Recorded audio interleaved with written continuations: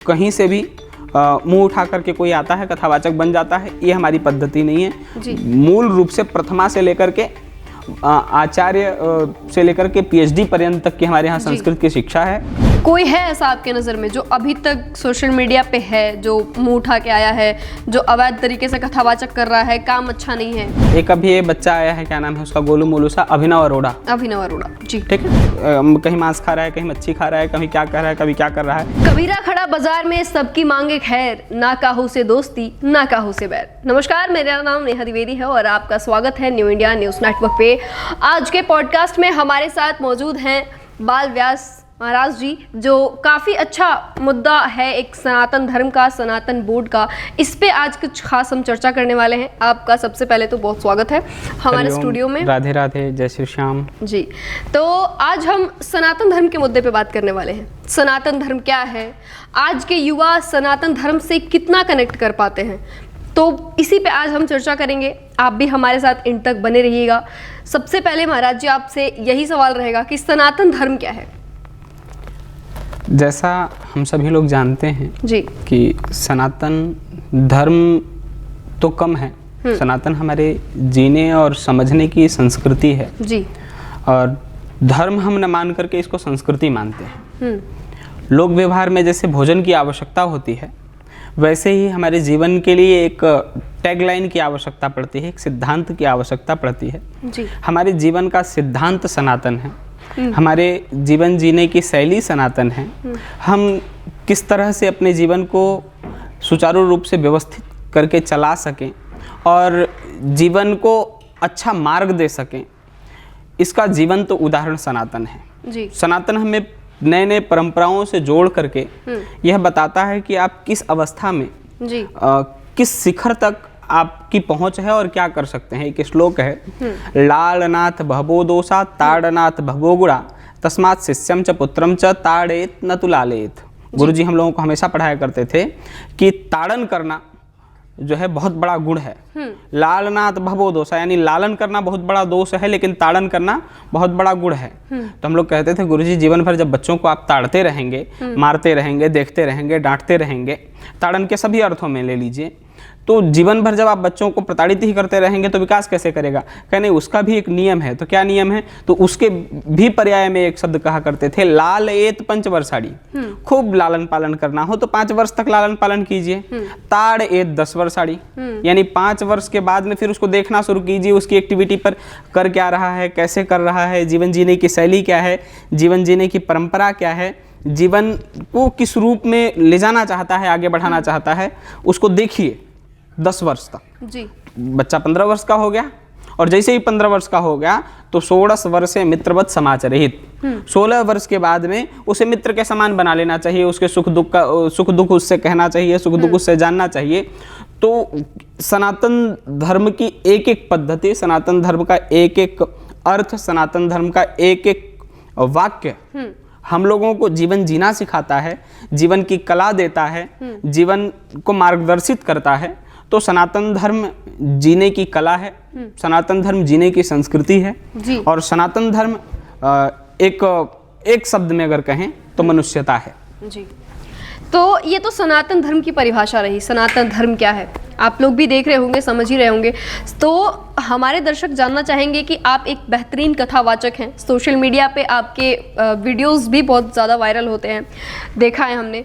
तो कहीं ना कहीं इस बात पे लोग ये भी सवाल करते हैं कि आप बेसिकली क्या करते हैं, आपने पढ़ाई किस चीज़ की है? क्योंकि देखिए आज की युवा डॉक्टर, इंजीनियर, IT फील्ड में जा रही है, लेकिन आपने सनातन धर्म तो चुना, स्पिरिचुअलिटी क्यों चुनी?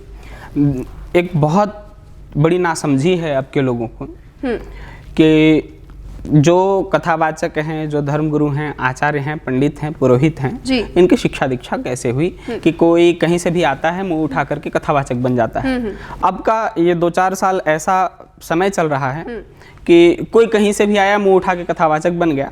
और वृंदावन में बहुत ऐसी सामाजिक संस्थाएं हैं, बहुत ऐसे पैसे के लोभी आचार्य, पैसे के लोभी पंडित लोग हो गए हैं जो 6-6 महीना में, 8-8 महीना में नए नए भागवताचार्य, नए नए कथावाचक पैदा कर रहे हैं। पर हमारे यहाँ ऐसा नहीं है।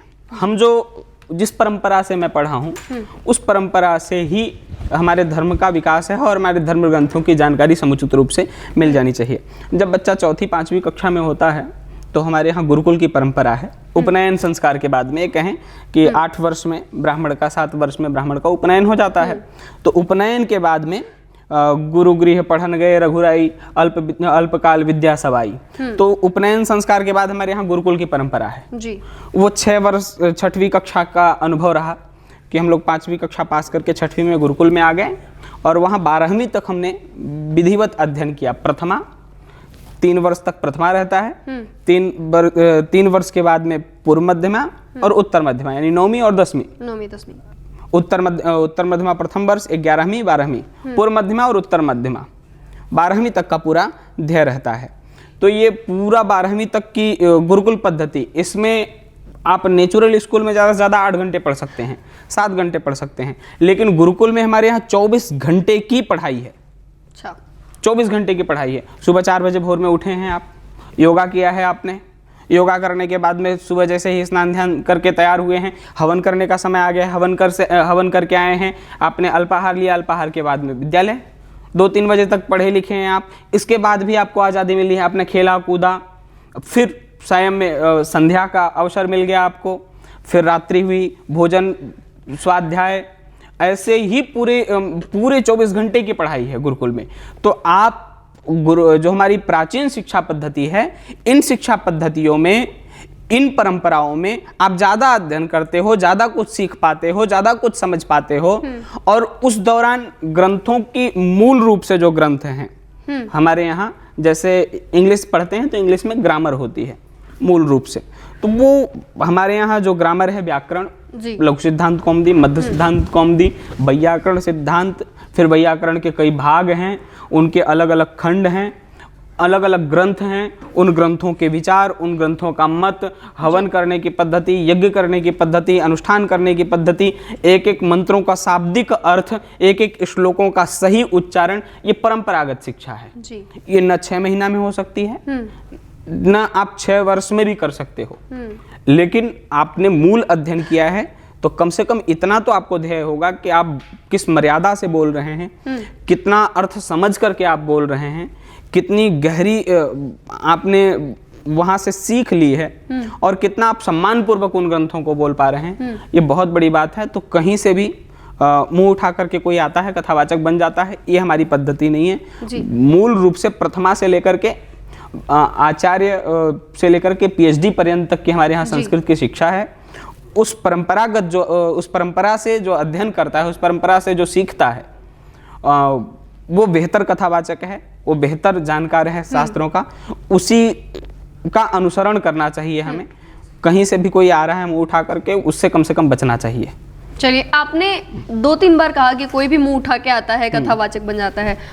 कोई है ऐसा आपके नज़र में जो अभी तक सोशल मीडिया पे है, जो मुंह उठा के आया है, जो अवैध तरीके से कथावाचक कर रहा है, काम अच्छा नहीं है, कोई भी? एक अभी ये बच्चा आया है, क्या नाम है उसका, गोलू मोलू सा, अभिनव अरोड़ा। अभिनव अरोड़ा जी, ठीक है। कोई वीडियो उसके ऐसे फर्जी वीडियो आते हैं, हाँ, कहीं मांस खा रहा है, कहीं मच्छी खा रहा है, कभी क्या कर रहा है, कभी क्या कर रहा है। जब तक वो भक्ति का नाम लेकर के, भगवान का नाम लेकर के सोशल मीडिया पर था, तब तक उसको मैंने कभी टिप्पणी नहीं किया, कोई भी। अब उसके माता पिता की लोलुपता इतनी बढ़ गई कि उसको कथावाचक बना दिया। अच्छा, छोटे उम्र में कथावाचक होना गलत नहीं है, लेकिन धन के लोलुपता में आप किसी वर्ण से आ रहे हो, कहीं से भी आ रहे हो, कोई अध्ययन नहीं है, कोई शिक्षा नहीं है, कोई शिक्षा का स्तर नहीं है, सिर्फ आप 2-4-5 लाख फॉलोवर लेकर के आप कथावाचक बन जाएं, ये दुर्भाग्यपूर्ण है। ये तो कहीं ना कहीं उस बच्चे के साथ भी तो जाती है, क्योंकि माँ बाप थोप रहे हैं कि तुम करो यही। वो उसके माता पिता की जाति है या उसकी जाति है। हमारे धर्म के साथ जो हो रहा है ये गलत है। और नाम लेकर के क्या कहूँ, कैसे SP हैं, कई DGP हैं, कोई प्रोफेसर हैं, बहुत सारे ऐसे लोग जो नए नए कथावाचक बन रहे हैं जी। कहीं BRS लेकर के राजनीति में आए, राजनीति में थप्पड़ पड़ा तो कथावाचक बन गए। लोगों की मानसिकता बन गई है कि धर्मगुरु बनने में बढ़िया कमाई है, आपको कुछ नहीं मिल रहा है तो सिर्फ और सिर्फ कथावाचक बन जाए। भगवा पहन लिया, पैसे कमाने तो बस भगवा पहन लिया। पर एक बात जान लीजिए कि साधु का कपड़ा पहनना आसान है, साधु की नौटंकी कोई कर सकता है, हृदय से साधु कोई कोई बनता है। और जो हृदय से साधु बनता है, उसकी पहचान अलग होती है, उसकी मस्ती अलग होती है, उसका अल्हड़पन अलग होता है। तो दिल यदि भगवा में रंग गया तो संसार अपने आप वो भगवा में रंग देता है, और ऊपर से आप रंगे हो तो खैर कालनेमी ने भी हनुमान जी तक को भ्रमित कर दिया। तो अब के कथावाचकों की और अब के संतों की बात ही अलग है, पर संत हैं, संत की निंदा नहीं करनी चाहिए। भगवान का नाम ही ले रहे हैं, कोई पाप नहीं कर रहे हैं। लो भैया, भगवान के नाम पे पाप कर रहे हैं। हाँ, भगवान के नाम पर पाप कर रहे हैं।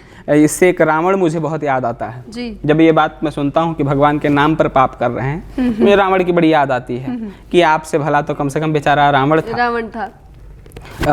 रामायण के पढ़ने की दृष्टि में मुझे एक चीज़ समझ में आई कि रावण ने कभी भी भगवान का नाम नहीं लिया, राम कभी नहीं अपने मुंह से कहा।